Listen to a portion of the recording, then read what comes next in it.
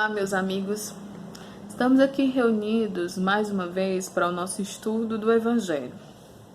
E hoje nos deteremos ao capítulo 8, Bem-aventurados os puros de coração, os itens 5, 6 e 7, que tem como título Pecado por pensamento e adultério. Nós vamos realizar a leitura e durante a leitura faremos alguns comentários. E Allan Kardec inicia o texto trazendo um trecho do Evangelho de Mateus. Ouvis que foi dito aos antigos: não adulterarás. Eu, porém, vos digo que todo que olhar para uma mulher cobiçando-a, já no seu coração adulterou com ela. Mateus capítulo 5, versículo 27 e 28. A palavra adultério não deve ser aqui entendida no sentido exclusivo de sua acepção própria, mas com sentido mais amplo. E por que Allan Kardec chama atenção para isso logo no início? Em primeiro, nós temos o destaque para um trecho do Evangelho onde Jesus chama atenção para o nosso entendimento do pensamento e das suas repercussões perante a lei divina.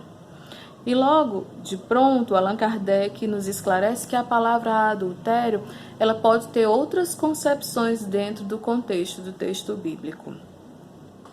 Toda vez que nós visualizarmos essa palavra adultério, nós podemos relacionar com um rompimento com a lei divina, com um distanciamento de Deus.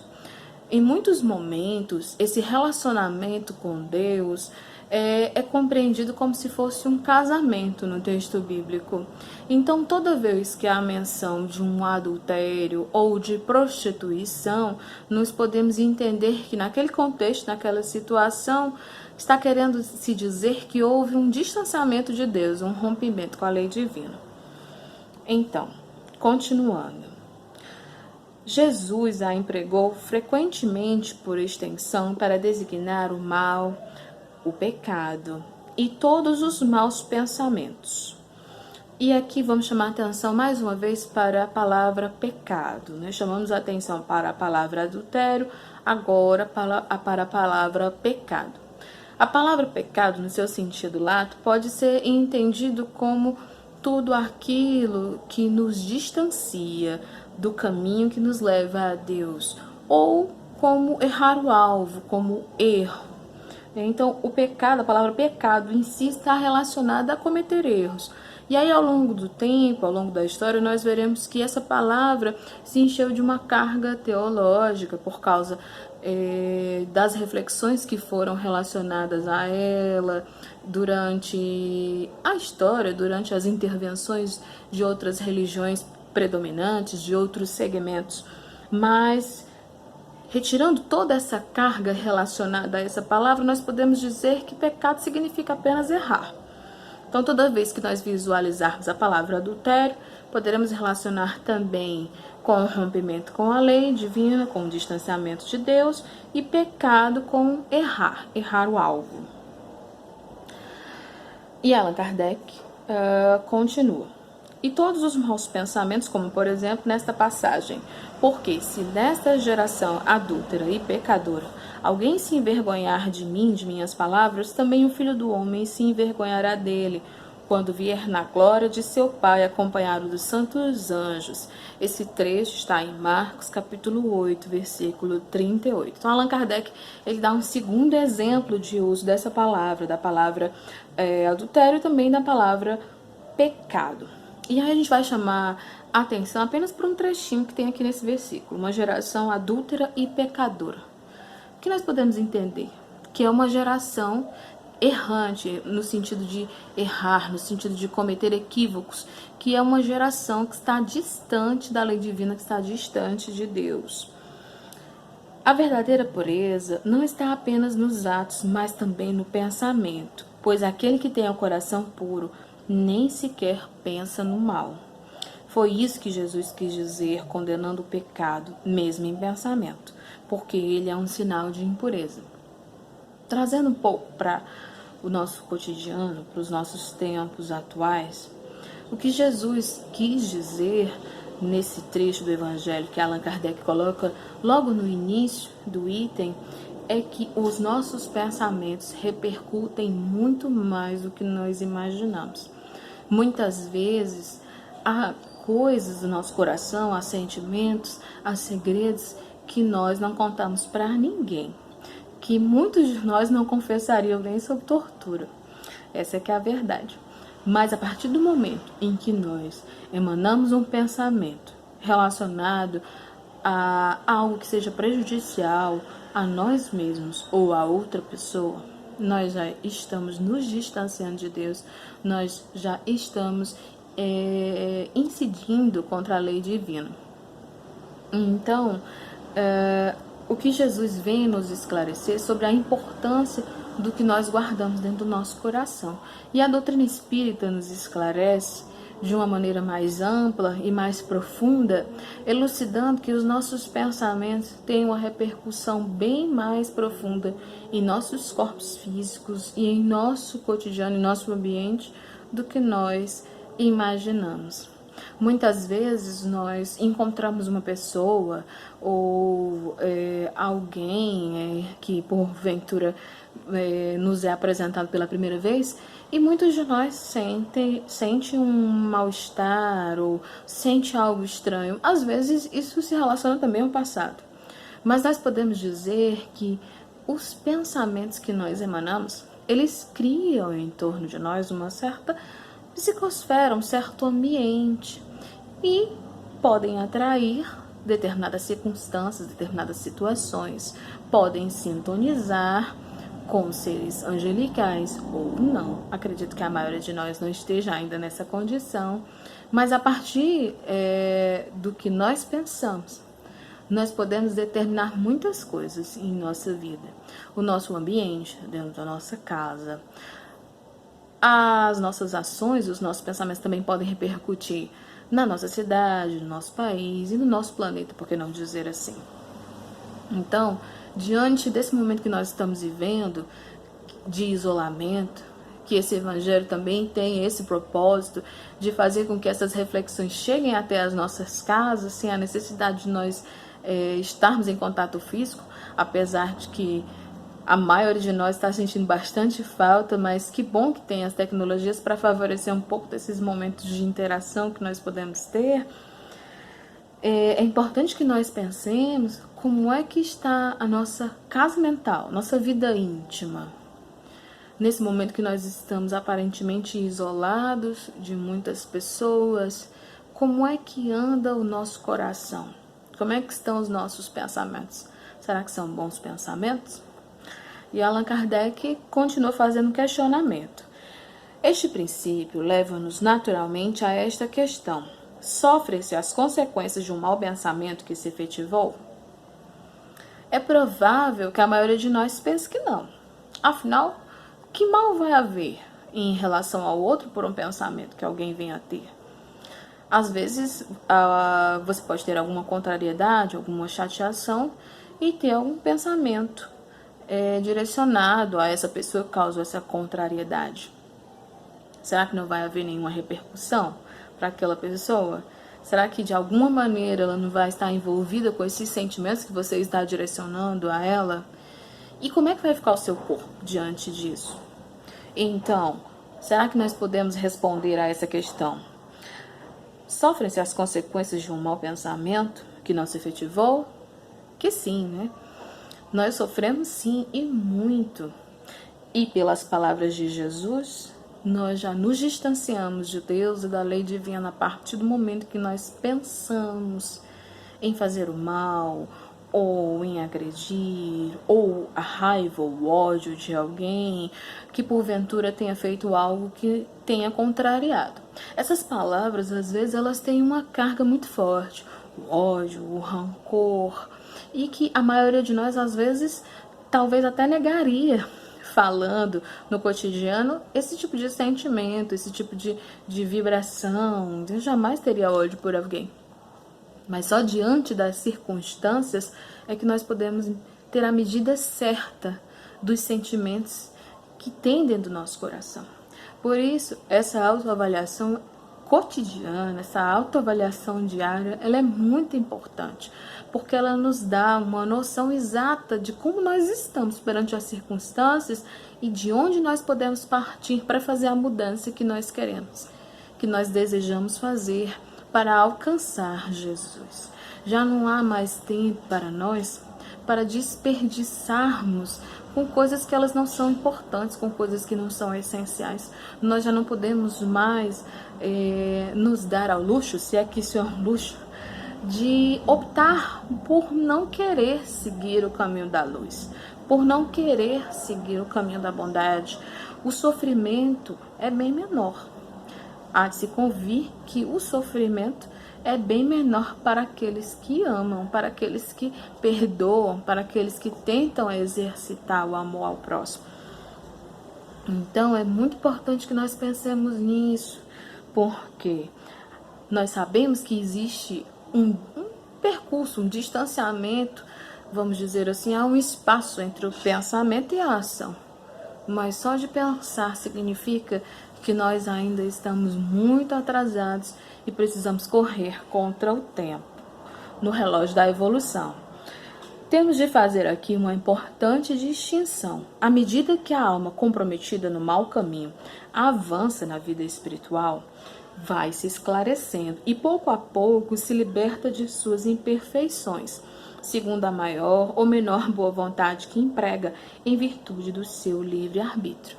Então, tudo isso depende da vontade, da nossa vontade de querer fazer essa mudança nos nossos pensamentos, nas nossas vibrações. Mas, de acordo com o desejo que tiver de se purificar, até mesmo esse mau pensamento se torna para ela um motivo de progresso, porque o repele com energia. É o sinal de uma mancha que ela se esforça por apagar. Assim não cederá à tentação de satisfazer o mau desejo e, após haver resistido, sente-se-á mais forte e contente com a sua vitória. É um exercício. Isso parece muito com as situações que muitas vezes nós temos que viver em relação a restrições alimentares. Muitas vezes nós temos que fazer uma dieta e temos que cortar alguns alimentos que para nós são muito gostosos, são muito caros, que nos fazem bem. E aí vem aquela vontade de comer e aí você abruptamente corta e diz, não vou fazer isso porque não vai ser bom para o meu corpo, não vai ser bom para mim. E da mesma maneira funciona também, como está dizendo aqui Allan Kardec, com os nossos pensamentos. É preciso que a gente faça esse exercício moral de repelir esses pensamentos quando eles vêm. E isso depende da nossa vontade, do nosso esforço. Aquele que, por contrário, não tomou boas resoluções, ainda busca a ocasião de praticar o mau ato, ainda se compraz no mal. E se não fizer, não será por não querer, mas apenas por falta de circunstâncias favoráveis. É, portanto, tão culpado como se houvesse praticado. Ou seja, não houve uma mudança verdadeira na vida dessa pessoa. Ela só não agiu de forma errada, ela só não agiu com maldade porque não teve oportunidade. Em resumo, a pessoa que nem sequer concebe o mau pensamento já realizou o progresso. Aquela que ainda tem esse pensamento, mas o repele, está em vias de realizá-lo. E por fim, aquela que tem esse pensamento e nele se compraz, ainda está sob toda a força do mal. Numa o trabalho está feito, nas outras está por fazer. Deus, que é justo, leva em conta todas essas diferenças nas responsabilidades dos atos e dos pensamentos dos homens. Então, o que Allan Kardec nos dá aqui é uma escala para que a gente possa fazer em nós mesmos uma medição. Como é que nós estamos em relação aos pensamentos, em relação aos maus pensamentos? Será que nós já não temos maus pensamentos? Estamos já numa condição mais angelical, uma condição evolutiva mais além do que a maioria do perfil do nosso planeta? Nós estamos ainda na situação de pensar no mal, mas repelir, ainda naquele exercício moral, exercício mental de se distanciar do mal? Ou nós estamos ainda nos comprazendo no erro? E aí Allan Kardec, ao final, chama atenção em relação à responsabilidade e à avaliação que será feita de nós perante a lei divina, pelos pensamentos que nós venhamos a ter. Então, é preciso que o nosso esforço ele seja completo, muitas vezes repetindo padrões que para nós são muito comuns, padrões de outros tempos, de outras vidas, de outras religiões. Nós louvamos Jesus com os lábios, mas não com o coração. E o que o Espiritismo nos convida a fazer é essa autoanálise, é essa autoavaliação. Uma linguagem bem cotidiana ou mais juvenil é cair na real. Então, meus amigos, chegou a hora de nós cairmos na realidade e olharmos para o espelho da evolução e dizermos a nós mesmos: é momento de avançar, é momento de seguir adiante. E diante disso, em que nível eu estou? E em nenhum momento aqui há a menção ou a condição de julgamento, há a menção ou a condição de punição. E eu penso que a doutrina espírita é muito consoladora nesse sentido para nós, porque ela nos liberta de muitas algemas. Então, esse texto também, ele retira um pouco do peso que tem a palavra pecado, para que a gente possa pensar em que isso é aprendizado se nós cometermos erros ou façamos exercícios. Mas é preciso que a gente possa fazer o maior esforço possível para atenuar esses erros no caminho e no percurso que nós precisamos fazer em direção a Deus.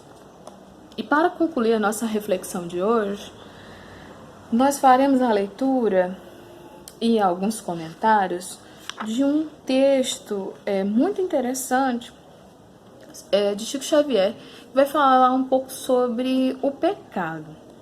Esse texto está num livro infantil, um livro que foi organizado para crianças, se chama Alvorada Cristã.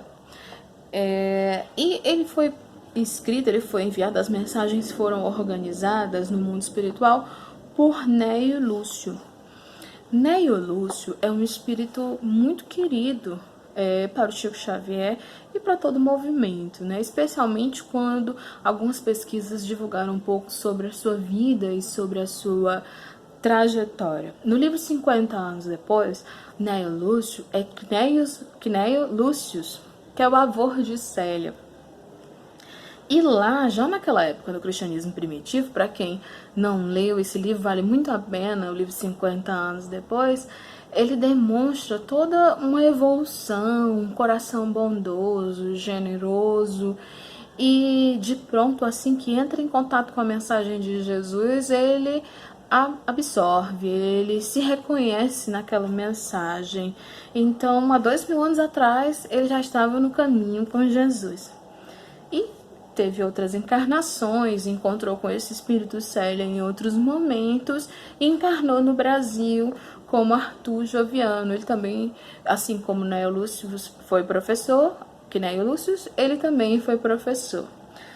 E nos trouxe, através de Chico Xavier, muitas lições. E essa lição nos fala sobre isso. Apesar de parecer uma lição que não nos traga algo que vá acrescentar para ser direcionado às crianças, tem coisas bem interessantes. E eu vou fazer a leitura aqui pra gente. É a lição de número 36, a mensagem: o maior pecado. Um sacerdote sábio, desejando ensinar o caminho do céu aos crentes que confiavam nele, rogou a Jesus, depois de longas meditações e sacrifícios, que lhe fosse revelado qual o maior impedimento contra a iluminação espiritual. Com efeito, de mente limpa, dormiu e sonhou que era conduzido à porta celestial. Nimbado de esplendor, um anjo recebeu benevolente. Mensageiro de Deus, clamou o sacerdote: venho rogar a verdade para as ovelhas humanas que me seguem. Que pretende saber? Indagou a entidade angélica: peço esclarecimento sobre o maior obstáculo para a alma na marcha para Deus. Sei que temos 7 pecados. E aqui o sacerdote, um sacerdote católico, ele traz aí a sua carga teológica, a sua visão de erro, de pecado, nos 7 pecados.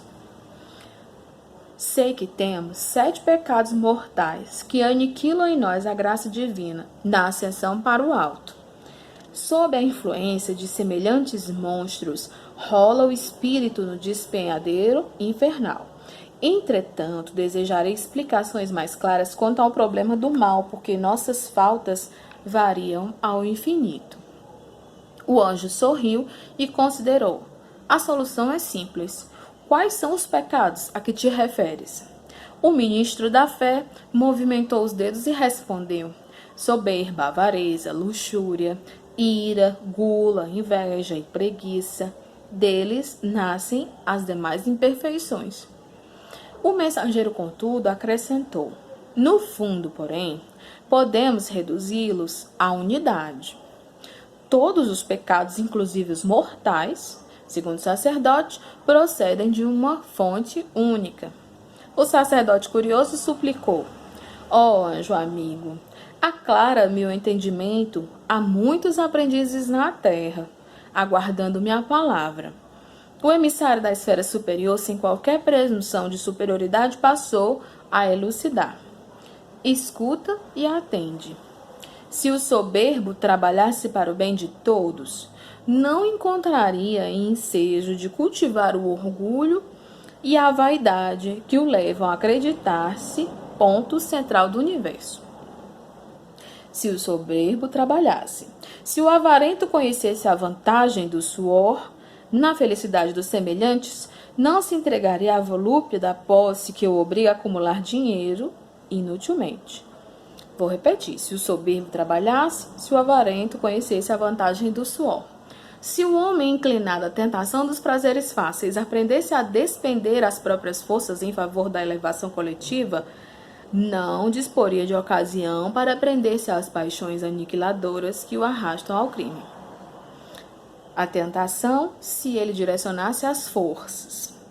Se as pessoas facilmente irascíveis estivessem dispostas a servir de acordo com os desígnios divinos, não envenenariam a própria saúde com remorsos e angústias injustificáveis. O serviço. Se o guloso vivesse atento à tarefa construtiva que lhe cabe no mundo, não se escravizaria dos apetites devastadores que lhe arruinam o corpo e a alma. E se o invejoso utilizasse a existência no trabalho digno, olha o trabalho de novo, não gastaria tempo acompanhando maliciosamente as iniciativas do próximo, complicando o próprio destino. Como vê, o maior dos pecados, a causa primordial de todos os males, é a preguiça. Dá trabalho edificante às tuas ovelhas e convence-te de que, na posse do serviço, não se afastarão do caminho justo.